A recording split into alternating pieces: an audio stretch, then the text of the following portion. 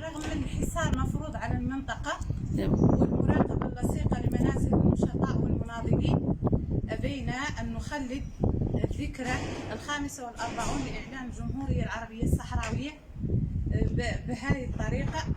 من هون نهني نفسي ونهني الشعب الصحراوي بهاي الذكرى، وإن شاء الله الذكرى المقبلة على ترابنا حر مستقل.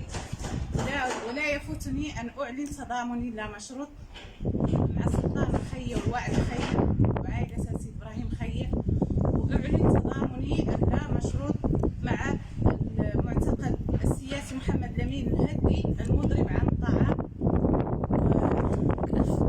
ونحيي جيشنا الشعبي الصحراوي حامي حمى الوطن وصانع الأمجاد، وعاش الجيش الشعبي الصحراوي ولا بديل عن تقرير المصير كل الوطنية والشهادة، كل الوطن أو الشهادة لا بديل على الاستغلال، لا بديل عن الحرية والاستقلال، ما ضاع حق وراءه مطالب.